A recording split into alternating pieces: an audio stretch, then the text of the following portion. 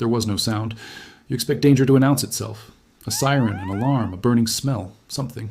But the thing that just rewrote the ending of your life arrived in complete silence, moved through your clothes, through your skin, through the walls of your cells, and left again before your nervous system even registered it was there. Maybe you saw a flash of blue light. Maybe you tasted something metallic and sour at the back of your tongue, like you'd been sucking on a coin. Maybe you felt nothing at all. Right now, in this exact second, every cell in your body is being read like a book with the pages torn out. You feel fine. You will keep feeling fine for hours. That feeling of being fine is not a reprieve. It's the eye of the storm. Right now, something invisible has passed through you and gone to work on the one thing your entire life depends on. Your DNA, the molecular instruction manual sitting inside all 37 trillion of your cells, telling each one how to copy itself and stay alive, and it has just been shredded.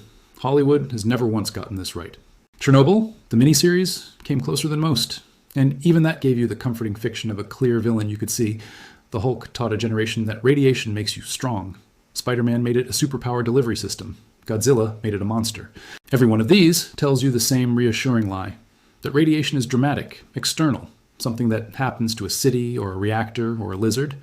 The truth is that radiation is the quietest killer there is because it doesn't attack you. It disassembles you. And it does it from the inside, one instruction at a time while you sit there feeling absolutely normal. Subscribe. Your cells would, if they could. Let's go back to the moment of exposure.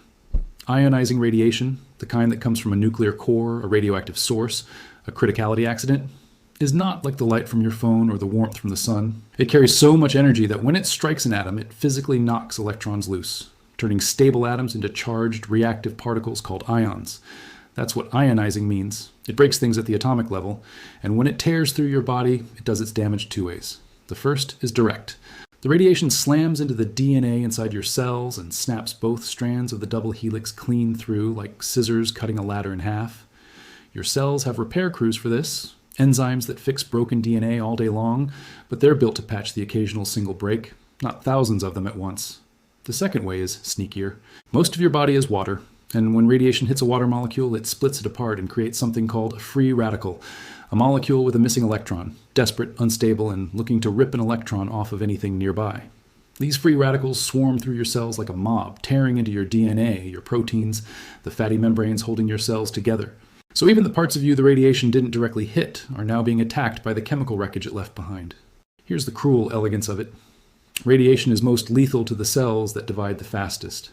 A cell is at its most vulnerable in the exact moment it tries to copy itself, because that's when its DNA is unspooled and exposed. So the tissues that hurt first aren't your muscles or your bones.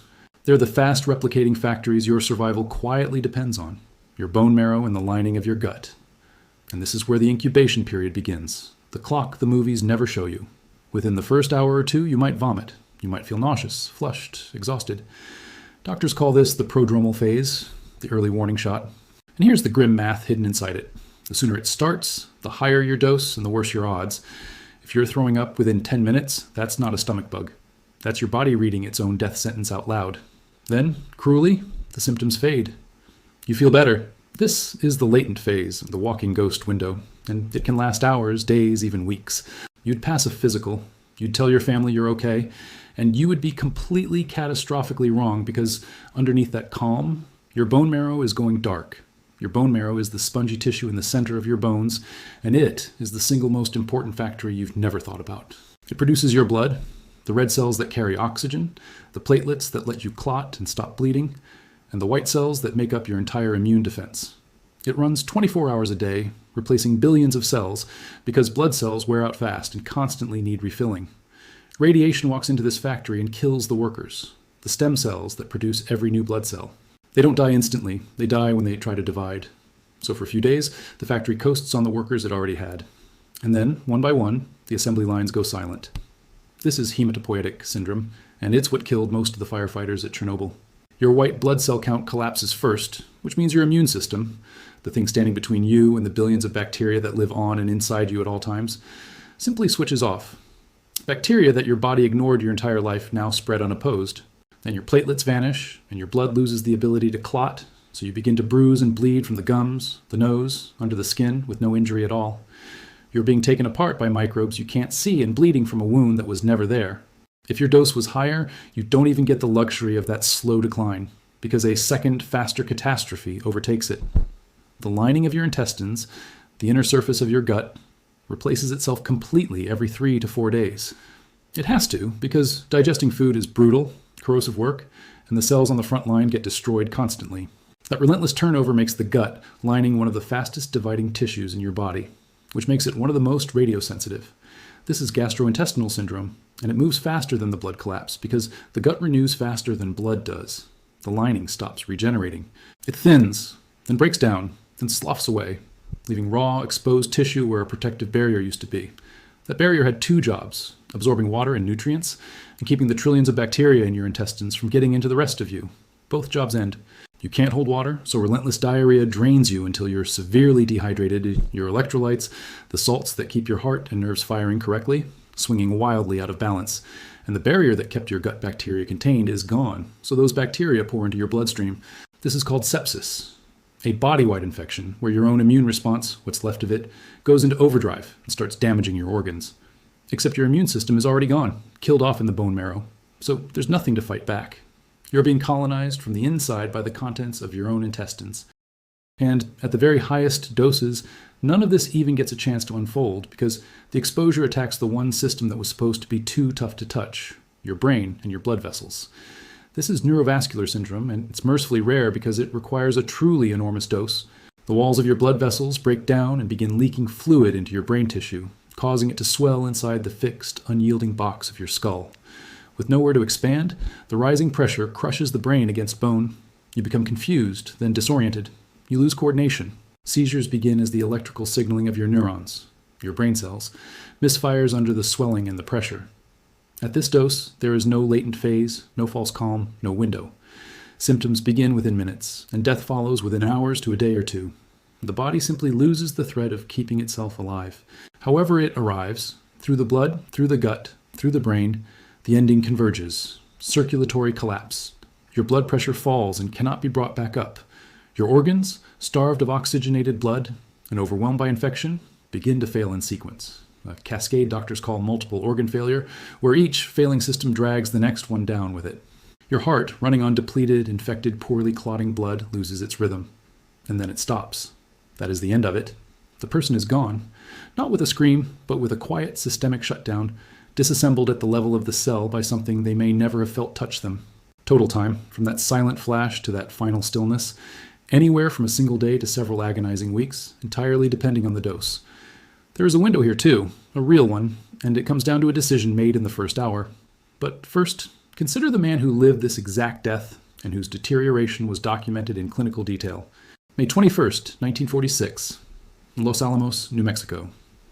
A brilliant Canadian-American physicist named Louis Slotin is doing something the other scientists literally called tickling the dragon's tail. He's demonstrating how close you can bring 2 halves of a plutonium sphere before they go critical, before they start a runaway nuclear chain reaction. The only thing holding the 2 halves apart is the blade of an ordinary flathead screwdriver in his hand, and the screwdriver slips. The halves touch. The room fills with a burst of blue light, and Slotin, in a single reflexive motion, throws the top half off with his bare hand and stops the reaction, saving the 7 other men in the room. He absorbs a dose estimated between 11 and 20 gray, unfathomably lethal, in under a second. He tasted something sour immediately. His left hand, the one nearest the core, began to burn. On the way to the hospital, he told his colleagues, quietly and accurately, "I think I'm done for." And then he entered the latent phase. He felt better. He seemed almost normal for a while. But the collapse was already underway. His body moving through and fast forward, every stage from prodrome to latent calm to systemic failure. He died 9 days later of what one report called a total disintegration of bodily functions. And the plutonium core that killed him and killed his colleague Harry Daghlian in a nearly identical accident 9 months earlier earned a nickname that stuck, the Demon Core. Now, let's talk about how you don't become Louis Slotin, because the survival window is real and it is entirely about time and distance. The very first thing, in the first seconds, is the oldest rule in radiation safety: time, distance, shielding. Reduce your time near the source, maximize your distance from it. Radiation weakens dramatically the farther you get, so a few extra steps can cut your dose enormously, and put mass between you and it, concrete, earth, a building, anything dense. You do not need a lead suit. You need to not be there.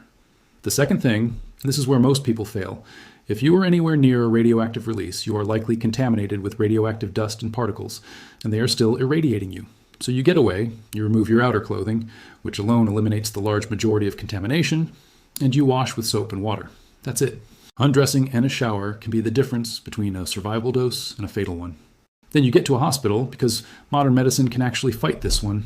If the exposure involved radioactive iodine, taking potassium iodide early floods your thyroid with harmless iodine so it can't absorb the radioactive kind. But understand what this is and isn't. It protects one gland. It is not an anti-radiation pill no matter what the internet told you. The real weapon is aimed at your bone marrow. There are now FDA-approved drugs, filgrastim, sold as Neupogen and its newer relatives, that whip your surviving bone marrow stem cells into overdrive, screaming at them to produce white blood cells faster and rebuild your immune defense before infection finishes you.